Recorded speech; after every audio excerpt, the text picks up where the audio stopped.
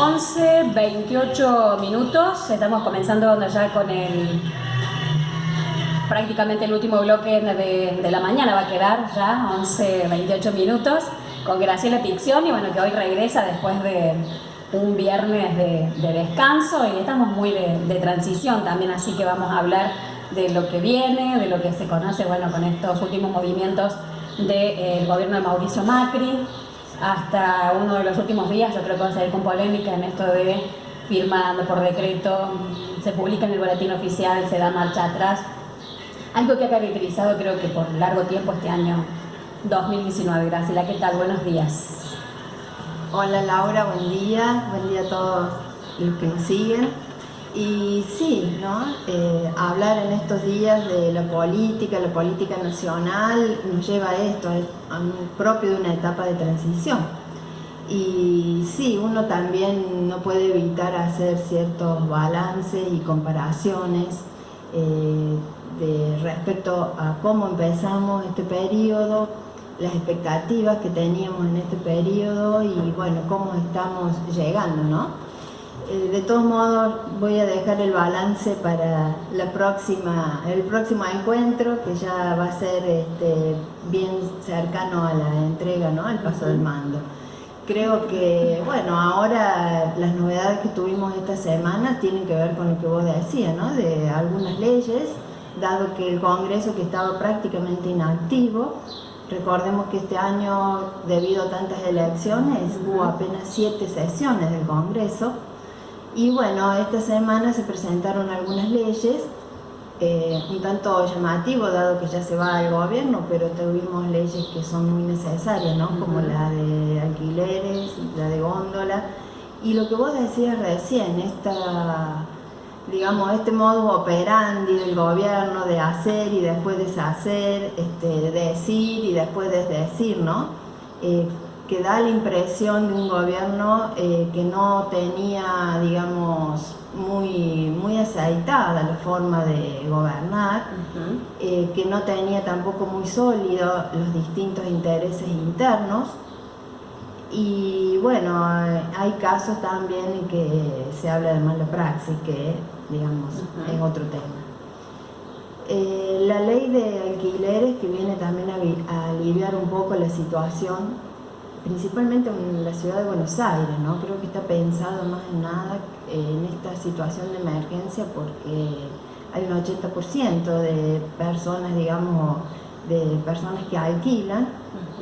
Y bueno, sabemos lo que ha pasado con los alquileres, que llevó también a elevar las expensas y bueno, disparó todo lo relacionado con lo que es la vivienda, y también por ahí lo que son las condiciones de alquiler, que son bastante rígidas e inaccesibles. Entonces, bueno, esta ley tiende a flexibilizar un poco eso y llevar algún alivio. Por supuesto que no es suficiente en este contexto que estamos, ¿no es cierto?, en que las tarifas siguen subiendo, siguen los aumentos, pero bueno, esperemos que siga esta tendencia de rever la situación.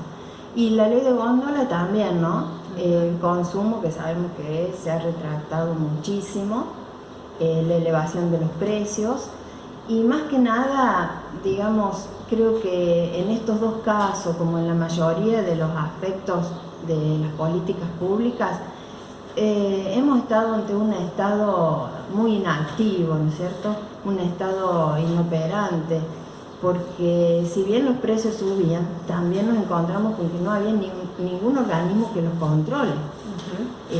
Entonces el consumidor va al supermercado y no sabes cuál es el precio, porque el simple hecho de que se obligue a los comerciantes a mostrar el precio de los productos, eso ya es un beneficio, te da una tranquilidad y vos podés pensar y ver qué te conviene consumir, qué no. Y ni siquiera eso se está cumpliendo, ¿no es cierto? Claro. Les habrá pasado a muchos. Entonces creo que empezar con una ley de góndola y bueno, más allá de esto tenemos también este caso que fue tan debatido y controvertido en un tema tan delicado como el del aborto, que no sé, así de golpe y porrazo apareció este tema, ¿sí? que ya había sido tratado, ¿no es cierto?, que se había dejado para el futuro. De repente sale esto de querer anular un protocolo que había, no sé a qué se debió ese interés repentino, pero bueno, generó mucha polémica y que va a terminar con la renuncia del secretario de Salud, así que bueno, no creo que afecte mucho a la situación real de la ciudadanía en este tema, pero es una demostración más de la falta de capacidad de gobierno que ha tenido siempre esta administración, ¿no? Hay que decirlo. Sí. Más allá de lo que sea un análisis científico, creo que desde el punto de vista histórico, desde el punto de vista político y lo que puede ser ahora tener en cuenta las opiniones de distintos estadistas o de distintos analistas, creo que todos coinciden en la incapacidad de este gobierno y en la incapacidad de Macri. Bien. Que bueno, yo por ahí más que incapaz diría que es apolítico, él no es un político. Y bueno, en este sentido Argentina creo que está transitando por un buen camino en medio de un continente convulsionado. Estamos haciendo una transición que dentro de todo es bastante normal, digamos, lo esperable.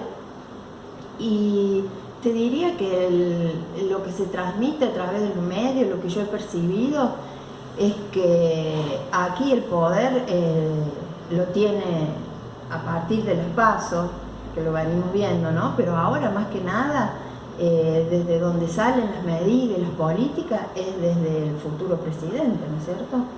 Si bien es electo, todavía no asumió. No, más que estas leyes que acabo de mencionar, se lo ve totalmente despreocupado y en otra cosa, y disputando quién va a ser el referente de opositor a este próximo gobierno, ¿no es cierto?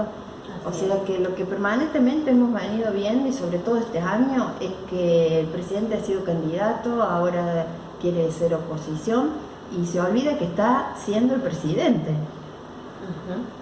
Bien.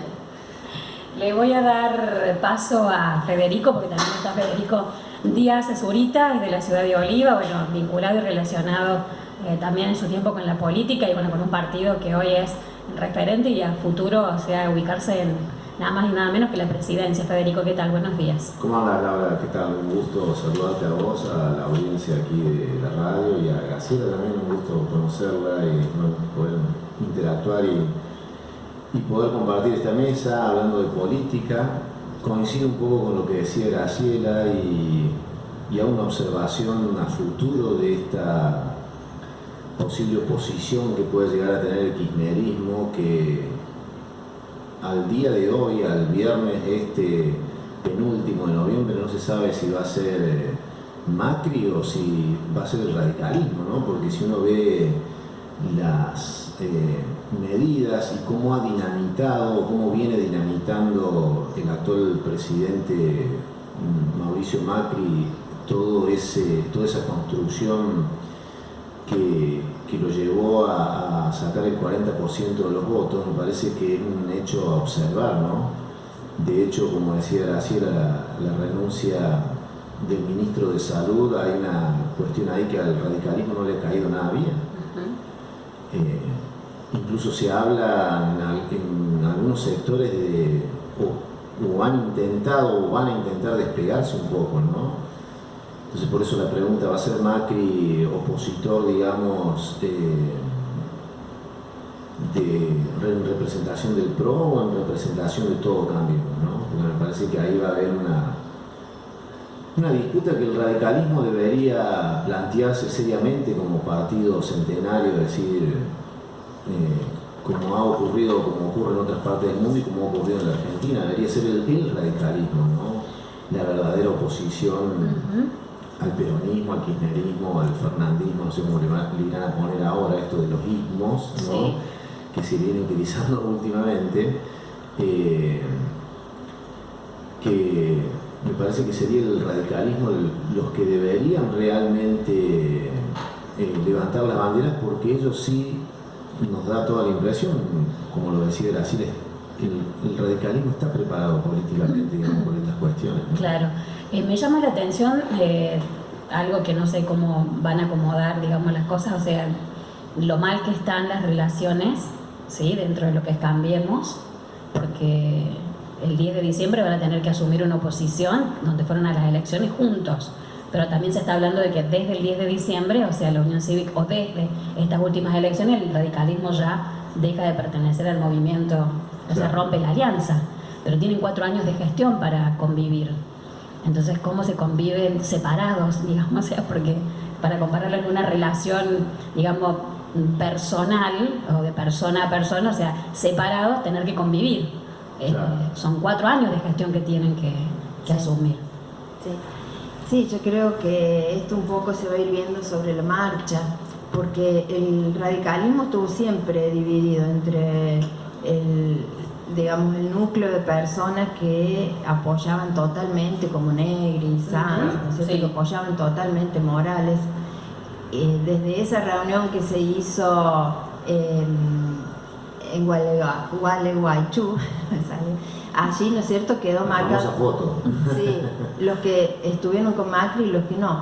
Y los que no estuvieron muy silenciosos todos estos 4 años.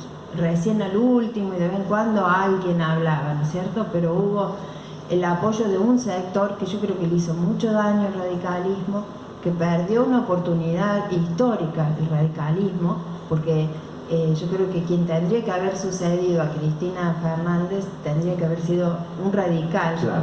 porque sin el radicalismo Macri no ganaba. Y bueno, es más, durante los 4 años se ninguneó prácticamente el radicalismo, no tuvo ninguna trascendencia. Se dio que el ministro Aguad y Negri, 2 o 3, estuvieron allí al lado acatando lo que decía Macri, pero no tuvieron ellos un papel, un rol importante. Lo decidía todo el jefe de gobierno. Y bueno, yo creo que esto no va a durar, no puede durar esta alianza, porque no era una alianza de intereses, de política, o mejor dicho, intereses momentáneos, era ganar las elecciones, era superar al kirchnerismo, y se lo hizo de un modo, digamos, muy marketinero, que es distinto al proceso que estamos viviendo ahora, ¿no? En donde vemos un proceso que hay una unión, es un frente de todos, es un frente en donde los une la necesidad de sacar al país adelante.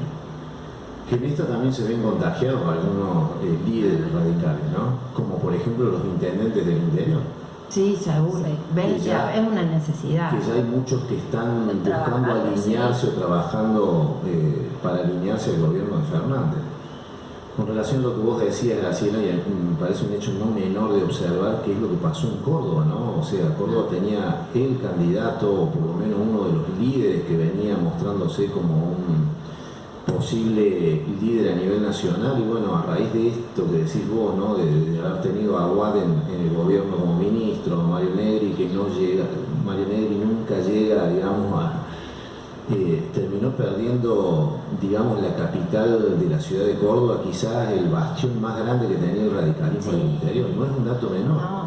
No, realmente quedó destruido. El radicalismo está con muchos problemas, le va a llevar mucho tiempo acomodarse, y yo creo que hay que tener en cuenta también que el horizonte de Cambiemos es estar muy presente en los tribunales. Tiene muchas causas Macri. Sí.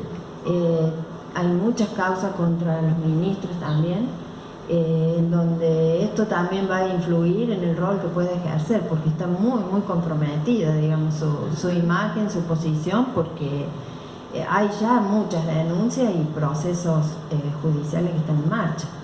Totalmente. Bueno, para ir esperando la transición, más o menos, o sea, ¿qué es lo que cada uno tiene como por ahí para aportar? El gobierno que se deja, o la Argentina, digamos, que se deja, la herencia, creo que se escuchó mucho en la transición anterior. Ahora también habrá alguna herencia por ahí. Yo creo que sí.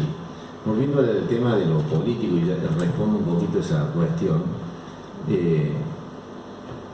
vos sabés que Macri todavía tiene, digamos, le ha ido mal ha perdido todo lo que ha jugado en términos futbolísticos, ¿no? Si hacemos un repaso en lo futbolístico, le ha ido muy mal, con su equipo, con Boca. Él, recuerdo que salta a la política desde haber sido presidente del club más popular de la República Argentina, y ahora se viene un hecho no menor dentro de esa estructura institucional que son las elecciones, digamos, donde la gente que responde a Macri viene, incluso con Macri mismo, vienen gobernando hace 20 años aproximadamente en Boca Juniors.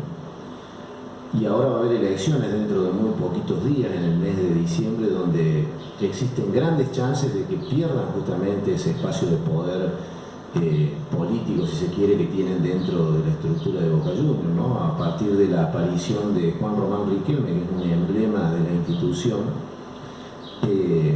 sentándose al lado de Pergolini, que sería la oposición a Macri en esta cuestión, o la gente que responde a Macri. No es un hecho no menor, porque también le va a restar allí al actual presidente, que si es que quiere ser oposición, le va a restar poder también, ¿no? Me da la sensación de que Macri no va a ser oposición, me parece que no va a llegar, el radicalismo va a tener que levantar bandera. De hecho ya se empieza a escuchar de que muchos intendentes radicales del interior del país van a responder al radicalismo, entonces ahí ya tenés una cuestión de que Cambiemos va a estar partida al medio, digamos, si se quiere. La desaparición de Carrió también en el ámbito de la política tiene mucho peso. Y con relación a lo que va a recibir Alberto Fernández, que creo que más que herencia a él como presidente y quienes vayan a asumir, la consecuencia de esta... Fíjate qué curioso que es, ¿no? La consecuencia de toda esta timba financiera que se jugó durante estos 4 años, con esos préstamos que se han pedido, que son prácticamente históricos, va a volver a pasar algo que ya pasó en la Argentina, que la va a terminar pagando la gente que de alguna manera acompañó a Macri en este proceso, que es la gente del campo. Sí. Muy curioso, es el campo el que va a terminar pagando la deuda, ¿no? Porque es el sector que tiene esa capacidad económica de poder aportarle al gobierno los dólares que va a necesitar para afrontar los compromisos. No te olvides que el año que viene hay, por lo menos uno de los compromisos es realmente una cifra bastante importante en dólares, y que se me ocurre a mí que van a echar mano a esa parte, digamos, de la economía argentina para poder solucionar o enfrentar este tipo de situaciones. Así que bueno, la herencia creo que la van a pagar más que nada los habitantes argentinos, y que no es poca, es bastante importante, y que a su vez todo ese dinero, digamos, no se ve reflejado en grandes obras que se hayan realizado en el país, porque las obras que se ven, a ser bastante sinceros, son bastante pequeñas, digamos, ¿no? Sí. Comparada con obras que se han hecho en otra oportunidad, Muchas ¿no? cuestiones, sí. 4 años aparte medio poco. Sí, sí, sin duda que algún día van a tener que explicar qué pasó con la plata, Claro. porque nunca se dio ninguna explicación. Algún día van a tener que explicar también ese préstamo desde el punto de vista de que es totalmente ilegítimo, porque fue por decreto, o sea que es anticonstitucional, es inconstitucional. No se puede comprometer a un país en los términos que se comprometió, con préstamos internacionales, sin pasar por el Congreso. Entonces, eso se pudo hacer porque estaba, digamos, la connivencia de los miembros del FMI, que eran los más interesados en que tomásemos ese préstamo, y un préstamo que no llegó nunca al pueblo. Pero esto también es histórico, es que es el pueblo con el sacrificio quien lo paga. Todos los sectores de un modo u otro lo terminamos pagando. Claro. Ahora, en este sentido creo que tenemos una transición distinta, ¿no? Porque vemos que quienes van a llegar al poder a partir del 10 de diciembre son los que ya están planteando acuerdos, planteando medidas, no se ponen a hablar de la herencia. Y yo creo que acá esto es quizás el dato positivo de tener a alguien que está en la política, que es político, que toda su vida trabajó en la política, que conoce el Estado, y entonces sabe muy bien lo que tiene que hacer para sacar al país adelante. no puede decir no conozco la herencia, decir no sabían. Si nosotros acá decíamos que las medidas eran equivocadas, ¿cómo puede el presidente decir, uy, no me di cuenta de que tenía que hacer otra cosa? O sea, es ridículo. Son hasta infantiles las excusas que dan, ¿no es cierto? La herencia sabemos que es la peor que se ha recibido históricamente, porque no tenemos en el 2003 tuvimos unas condiciones internacionales que eran favorables. Esas condiciones ya no están. Los gobiernos de este corte neoliberal que se dieron en otros países, como se dieron en Perú, como están en Brasil, han también desarmado las organizaciones regionales que le daban como un resguardo a estas políticas, digamos, más socialistas, más hacia el pueblo. Entonces hace que ahora haya que remar también a nivel regional y en contra de una situación internacional desfavorable, ¿no? Donde está Trump, que presiona muchísimo, y bueno, por eso es que va a ser difícil, pero yo creo que un gobierno, más que quejarse, va a ser poner solución ante cada problema. Ya en el próximo encuentro vamos a dar algunos datos, pero fíjate que uno dice 56% de inflación, o el 300% de inflación acumulada, y no llega, no alcanza a reflejar la realidad, porque es un índice que se toma con algunos valores, pero la realidad es que ha disminuido mucho el poder adquisitivo, estamos en un entorno de recesión, una inflación en donde toda la semana cambia el valor de los productos, o sea que esto es como un poco como la temperatura y la sensación térmica. Te dan los valores de la inflación, pero la sensación y lo que vivimos va mucho más allá de eso, es mucho más grave. Y en temas de economía, siempre decimos que influye mucho la psicología, la percepción, porque si vos percibís que hay una inseguridad, que la moneda tuya no vale, y te refugias, aunque sea, compras $10, pero entonces, en la medida en que vayamos teniendo confianza, y yo creo que eso sí se está logrando, porque vemos que lo que se dice se hace, eso es muy importante. Hasta ahora vivíamos como, no sé, como en una ciencia ficción, que se decía una cosa, que todo estaba bien, y resulta que pasaba otra. Entonces, en la medida que vayamos teniendo confianza, y la vamos a tener en la medida que se vaya actuando y tomando medidas acorde a lo que se promete, vamos a salir rápido, como nos ha tocado salir a través de la historia de todos estos ciclos negativos y recesivos. Bueno, yo les voy agradeciendo, estamos ya casi llegando al cierre de la mañana. ¿Actualizamos la hora, Fede? 11:51 la hora. Estamos en horario, no sé si te queda algo más para agregar. No, simplemente agradecerles y está bueno que la gente pueda hablar de política, digamos, que uno pueda intercambiar ideas a partir de una discusión, respetando y escuchándonos, ¿no? Que nos va a permitir eso crecer también a todos los que tenemos intenciones, porque no te olvides que la política no es únicamente la política la que ejerce el intendente, los concejales, el gobernador, el presidente, la política también que uno lleva adelante en un establecimiento educativo, en una institución deportiva. Claro. Entonces no está mal hablar de política. Lo que sí está mal es no poder escucharnos, no poder aceptar por allí el punto de vista de otra persona. Y bueno, y esperemos que como argentinos este tipo de situaciones que nos han pasado nos sirvan de aprendizaje, y como todo tipo de crisis trae consigo, digamos, la semilla de algo bueno, superador en un futuro, y ojalá que así sea, ¿no? Totalmente, yo me quedo por ahí pensando un poco en estos días después de haber pasado tanta adrenalina con el tema de elecciones. Hoy escuchamos casi al común de la gente, sea del partido que sea, recién reconocer de que la Argentina o que nuestro país está en una situación de emergencia. Pero hasta las elecciones, hasta el 27 de octubre, para algunos sectores la Argentina estaba bien. Entonces creo que empezamos ahora recién a transitar, ¿sí? No esta transición, sino el camino de cada uno de nosotros, ya sin una bandera política, sin las urnas de por medio, entendiendo de que tenemos que empezar a hacer nuestra propia política, porque no la hemos pasado para nada bien.